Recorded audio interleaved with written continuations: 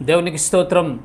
ప్రియమైన వారలారా, రక్షకుడును ప్రభు అయిన యేసుక్రీస్తు వారి నామములో మీకు శుభములు వందనాలు తెలియజేస్తూ ఉన్నాం. దేవుడు మిమ్మలను, మీ బిడ్డలను, మీ కుటుంబములను దీవించి ఆశీర్వదించునుగాక.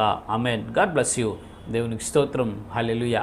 ప్రియమైన దేవుని బిడ్డలారా, మన మానవ జీవితం అనేది చాలా స్వల్పమైనది. ఈ భూలోకంలో బ్రతికితే మనం ఇక్కడ 70 లేదా 80 సంవత్సరాలు బ్రతుకుతాం.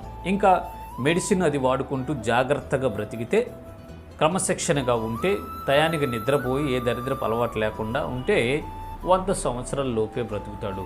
ఆ తర్వాత చనిపోతాడండి మనిషి.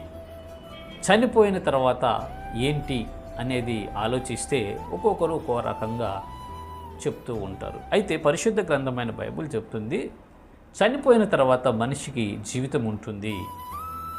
చావు అనేది మనిషికి ప్రారంభమే కానీ ముగింపు కాదు అని పరిశుద్ధ గ్రంథం సెలవిస్తుంది. చనిపోయిన తర్వాత మనుష్యుడు రెండు చోట్లకి వెళ్తాడు. పరలోకం వెళ్తాడు, లేదా నరకం వెళ్ళిపోతాడు. ఆత్మ యేసు ప్రభువుని సొంత రక్షకుడిగా నమ్మి అంగీకరిస్తే పరలోకం వెళ్తాడు.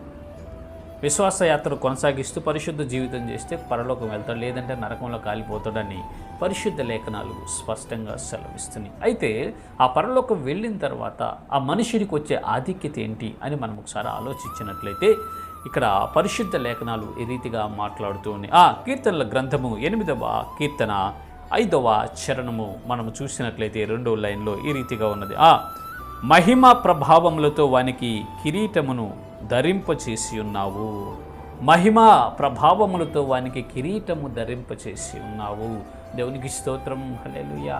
చనిపోయిన తర్వాత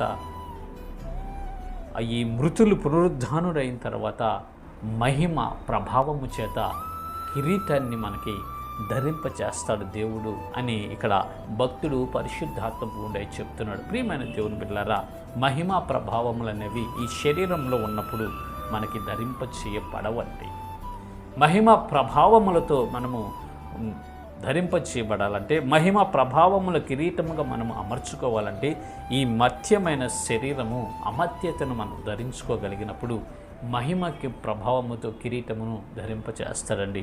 యేసుక్రీస్తు ప్రభుల వారు కూడా సశరీరుడిగా ఈ భూమి మీదకి వచ్చినప్పుడు, నరావతారిగా వచ్చినప్పుడు ఆయన 33.5 సంవత్సరాలు జీవించి శ్రమపడి శిలువ వేయబడి మరణించి తిరిగి లేచిన తర్వాత మహిమ ప్రభావముల చేత ఆయనకు దేవుడు కిరీటాన్ని ధరింపచేశాడండి. రేపు పొద్దున మనకు కూడా ఆయన భవిష్యత్తులో మనము కూడా క్రీస్తు నందుండి విశ్వాసాన్ని కాపాడుకుంటూ ఈ విశ్వాసయాత్రలు వెళ్ళి పరిశుద్ధ జీవితం చేసి క్రీస్తులో నిద్రిస్తే ఆయన మనల్ని లేపి మనకి మహిమ ప్రభావములను కిరీటముగా మనకు ధరింపచేసి యుగయుగములు సంతోషభరితులుగా మనల్ని చేస్తారు.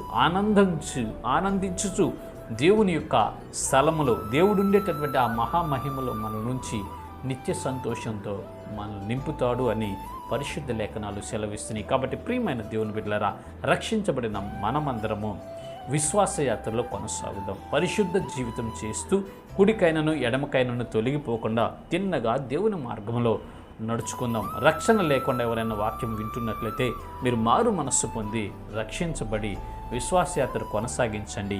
ఈ భూమి మీద మన యాత్రను ముగించుకొని పరలోకమునికి వెళ్ళినప్పుడు ఆయన మహిమ ప్రభావములతో మనకు కిరీటాన్ని ధరింపచేసి ఆనందింపచేస్తాడు. ఇట్టి కృప దేవుడు మనందరికీ కలుగు చేయనుగాక. ఆమెన్. God bless you. దేవునికి స్తోత్రం. హల్లెలూయా. Praise the lord.